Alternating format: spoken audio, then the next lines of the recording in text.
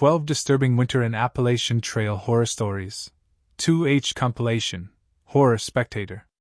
The screaming did not come from an animal. It came from below the snow.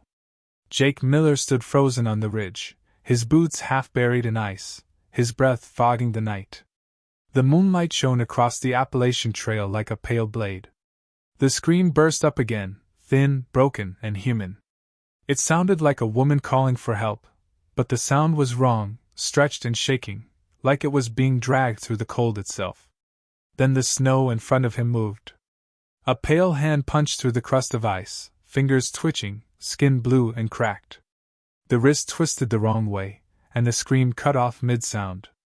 Jake stumbled backward, heart slamming, as the hand sank back under the snow, leaving only a dark hole that slowly filled in.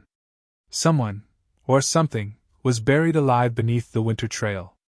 And Jake was not alone. The wind howled, and far down the mountain, a second scream answered.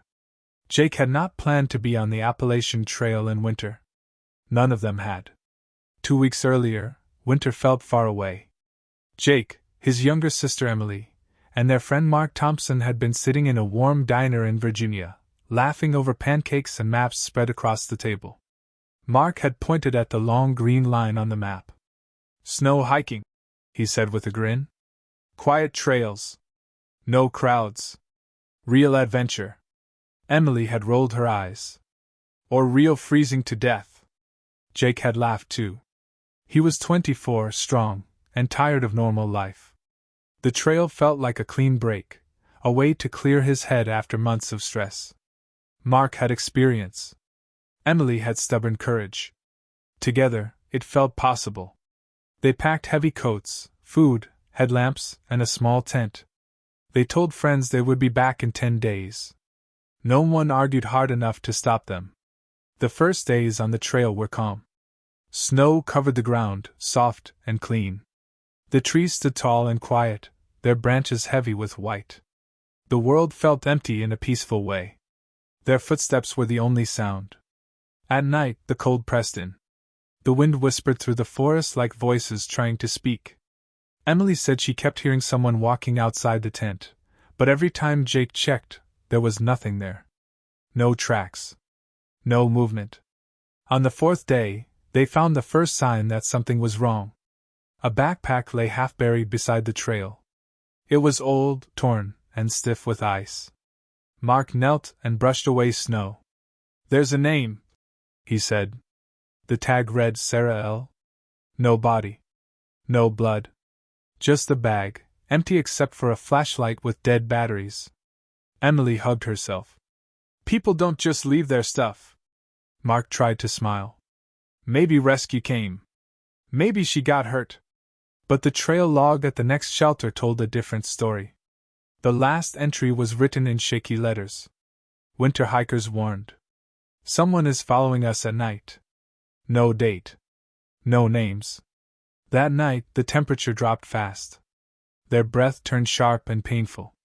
As they lay inside the tent, the forest felt closer, tighter. Jake stayed awake, listening. Crunch. Crunch. Slow footsteps circled the tent. Jake held his breath. The steps stopped just inches from his head. He reached for his flashlight. Silence. When he finally looked outside, the snow around the tent was smooth and untouched. The next morning, Mark was quieter than usual. He checked the map again and again. "We should turn back," Emily said. Mark shook his head. "We're halfway through. Weather's clear today. We push on." Jake agreed, though his stomach felt heavy. The trail climbed higher into the mountains, the snow deeper, the cold sharper. The trees grew closer together, blocking the sky. That afternoon, they found footprints. Bare footprints. They led off the trail and disappeared into a steep slope thick with snow and rock. No coat marks. No shoe prints. Just frozen human feet. Emily started to cry. "That's not possible." Mark swallowed hard. "We don't follow them." They camped early that night on a narrow ridge. The wind screamed through the trees. Jake volunteered to take first watch. Hours passed. The stars burned cold, and bright. Jake stamped his feet to stay warm. Then he heard the crying. Soft at first. A woman's voice calling, "Help me, please!" It came from downhill, under the trail. Jake followed the sound, his heart racing, until he reached the spot where the snow looked smooth and untouched, too smooth. That was when the hand broke through. Now, standing on the ridge, Jake stared at the hole in the snow. The scream echoed again, closer this time, but not from below. From behind him. He turned, and the headlamp beam caught a figure standing between the trees, smiling, bare feet bleeding onto the snow. And the smile was far too wide. Jake's light shook as the figure stepped closer. Snow crunched under bare feet that should not have been able to walk at all. The man's smile did not move his eyes. They were dull, like frozen glass. "Don't," Jake said, his voice small in the wind. "Stay back." The man tilted his head, listening, as if the words were sounds he had forgotten. Then the crying started again, but this time it came from the man's mouth, layered with a second voice, thin and weak. "Help me," the voices said together. Jake ran. He crashed through the trees, branches snapping at his coat, lungs burning with cold. He did not stop until he slammed into the tent, nearly knocking it over. "Up!" he shouted. "Now! We have to go!" Emily scrambled out, eyes wide. Mark followed, gripping his headlamp. "What happened?" Mark asked. Jake pointed into the dark. "Someone's out there. Barefoot. And there's someone under the snow. Alive." Mark stared at him. "You're freezing. You're hearing things." A scream cut through the wind, sharp and close. The sound dropped straight down the slope, then rose again, like it was being passed hand to hand through the forest. Mark went pale. Okay. We move." They packed fast, hands shaking. As they stepped back onto the trail, Jake felt watched from every side. The trees leaned inward. The snow seemed to breathe. They hurried downhill, slipping and sliding, saying nothing. After a mile, they reached an old shelter, half collapsed but still standing. Mark pushed them inside and blocked the entrance with fallen wood. For a while, there was only the sound of their breathing. Then footsteps approached. Slow. Careful. They stopped just outside the shelter. Emily covered her mouth to keep from crying. A shadow passed across the broken wall, tall and thin. The smiling man's face pressed close to a gap in the wood. His lips moved, but no sound came out. Then a second face appeared beside his, pale, female, eyes half open, mouth filled with snow. Emily screamed. The faces vanished. The footsteps moved away, circling, dragging. Hours passed before morning came. When they stepped outside, the shelter was surrounded by footprints. Bare footprints. Dozens of them. All leading back into the trees. Mark didn't argue anymore. We turned back. Now. The trail down was worse. Snow had drifted deep overnight. The wind picked up, biting through layers. Emily fell twice. Mark twisted his ankle and tried to hide it, but Jake saw the limp. By midday, they found another hiker. Or what was left of him. He sat against a tree, frozen solid, eyes open. His boots were missing. His hands were clawed and red. Something had carved words into the snow beside him. Stay on the trail.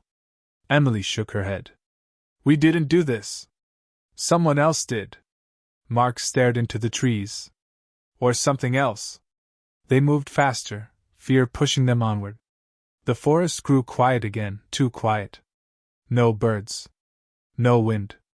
Just the sound of their steps. Then Mark fell. He cried out and slid down a steep bank, disappearing into a dip beside the trail. Jake and Emily rushed after him. Mark lay half buried in snow, gasping. His ankle was bent wrong. I can't walk, he said. I'm sorry. Jake felt panic rise. Night would come soon. They couldn't carry him far. I'll go get help, Jake said. There's a ranger station a few miles back. Emily grabbed his arm. Don't leave us. I'll be fast, Jake promised, though he didn't believe it himself. He ran back up the trail, every step heavy. The forest seemed to stretch, paths bending where they shouldn't. Twice he thought he saw someone ahead, only to find empty snow. Then he reached the place with the smooth snow again. The hole was gone. The ground was flat, perfect, untouched. Jake slowed. His breath fogged thickly. The air felt heavy, like it was pressing down on him. A hand grabbed his ankle. He fell hard, screaming, as fingers like ice wrapped around him from under the snow. More hands broke through, clutching, pulling. Faces pushed up through the surface, men, women, children, eyes wide, mouths open, all crying for help at once. Jake kicked and clawed, tearing free by inches. He crawled back, sobbing, as the snow swallowed them again. Behind him, the smiling man stood on the trail. "You left them," the man said clearly now. His voice was calm.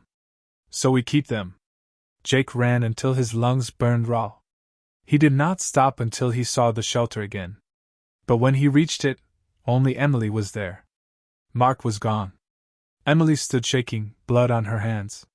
"They took him," she whispered. He walked into the trees on his own, smiling. Behind her, fresh footprints led away from the shelter. Bare footprints. And mixed among them were Mark's boots, stepping calmly into the dark. Emily refused to look at the footprints for long. If she did, she felt like her feet would move on their own. "We can't follow him," she said, voice flat. "That's what they want." Jake nodded, though every part of him screamed to go after Mark. The cold was getting worse. The light was fading fast. They had one choice left: stay alive. They packed what little they had left and started down the trail together, never letting go of each other's sleeves. Every shadow looked like a person. Every sound felt like a breath too close to their ears. As night fell, the forest changed. The trees looked thinner, taller, like black fingers scratching the sky. The trail markers were missing or broken. Snow covered everything in smooth white sheets, hiding holes and drops. Emily spoke in a whisper. "Do you hear that?" Jake listened. Under the wind, under their steps, came voices. Dozens of them. Soft. Begging. "Help me. I'm cold. Don't leave." Jake squeezed Emily's arm. "Don't answer. Don't look." They reached a narrow bridge crossing a frozen stream. The ice below was cracked, dark water moving slowly underneath. Halfway across, the voices grew louder. The snow on the banks shifted. Bodies rose. They did not climb out. They unfolded from the snow like it had been holding them together. Pale shapes stood upright, skin stretched tight, mouths opening too wide. Mark stepped forward from among them. He looked clean. Warm. Smiling. "Jake," Mark said. "It doesn't hurt anymore." Emily shook her head violently. "That's not him." Mark took a step onto the bridge. His boots made no sound. "Come back," he said. "You don't have to be cold." Jake felt his feet move. Then he remembered the hands. The faces under the snow. He grabbed Emily and ran. The bridge shook as the figures rushed forward. Ice cracked loudly behind them. One wrong step and they would fall through. Emily slipped. Jake caught her just as the bridge snapped. Ice shattered and bodies plunged into the black water below, screaming as they went down. They collapsed on the far side, sobbing, frozen, alive. The forest went silent again. Hours later, they found the ranger station just before dawn. The lights were on. Smoke rose from the chimney. Jake pounded on the door. A ranger opened it, eyes widening when he saw them. "Jesus! You're half dead." They were wrapped in blankets, given hot drinks. Jake tried to explain, but the words came out broken. The ranger listened without interrupting. When Jake finished, the ranger's face was grim. "You're not the first," he said quietly. "Winter hikers go missing every year. Always the same area. Always the same stories." "What are they?" Emily asked. The ranger looked out the window toward the mountains. "The trail remembers. Everyone who dies out there in the cold, they don't leave." Search teams went out that morning. They found no bodies. No shelter. No footprints.